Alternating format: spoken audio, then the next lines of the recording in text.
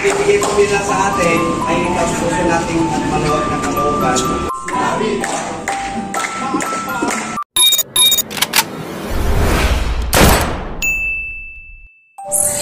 Good morning mga ka-hombre, andito tayo ngayon sa Bahay Pag-asa kung saan mamimigay ng pamaskong handog ang Substation 5 sa pamumuno ni Police Major Marvin David.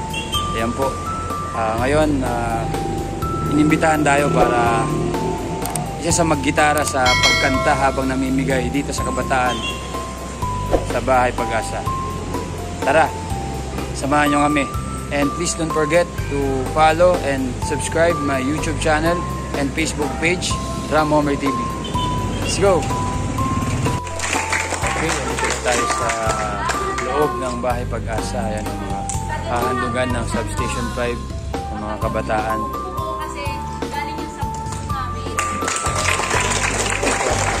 Kanta yung idol ko! Ayan, shout out Sir Baglilar. Ito yung idol ko!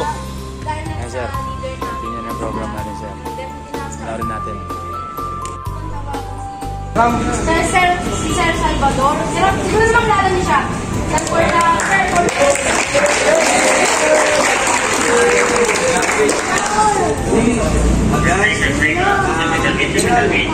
Guys, mayroon pa tayong bagong grupo ng bisita ngayon. Actually, may mga ay pagbibigay po sila ng ibibigay po nila sa atin ay kapuso nating maluwag na kalooban magtanggap sa kanila para salamat po sa inyo sir. Guys, salamat tayo sa kanila. Good morning mga kamay. Siyempre, bago namin na sila bigyan, kakantahan muna namin sila dito sa Bahay Pag-asa, handog ng Substation 5 Greenfield Police Station.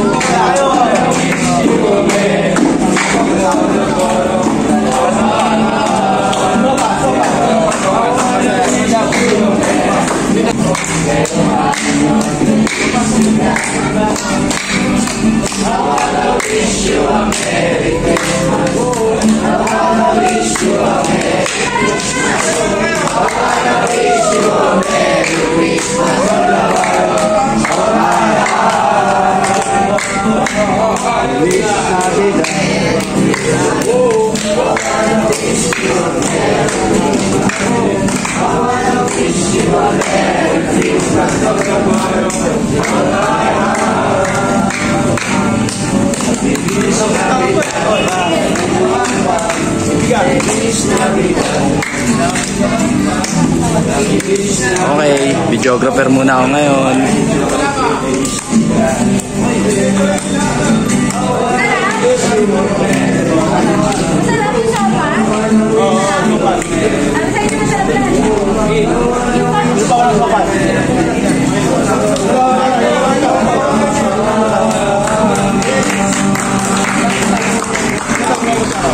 Good morning mga kamre, interview natin ngayon ang isa sa spokesperson ng Greenfield Substation 5. Police Corporal Sembilio, ano ba yung purpose kung bakit ginawa yung itong umaga na to dito sa Bahay Pag-asa? Ito sir, ang purpose po talaga nito ay pagbigay kami ng kasiyahan sa mga bata dito ngayong nalalapit ang Pasko. At makatulong na rin makapagbigay ng kanilang pangangailangan. Sa munting kakayahan namin ng Substation 5 sa pamumuno ng aming mabuting pinuno na si Police Major Marvin B. David. Very good. Yan po isa sa mga ngayong Kapaskuhan. Yan po yung bawat substation ng Mandaluyong City ay mayroong ganitong programa na pagbibigay pamaskong handog sa mga bawat nangangailangan, mga kabataan, mga homeless. Kaya please support Mandaluyong Police Station. Mabuhay tayong lahat at Merry Christmas sa inyong lahat. Maligayang Pasko sa ating lahat. At binabati rin namin ang aming Chief of Police ng Mandaluyong na si Police Colonel Mary Grace R. Madayag. Snappy salute, ma'am!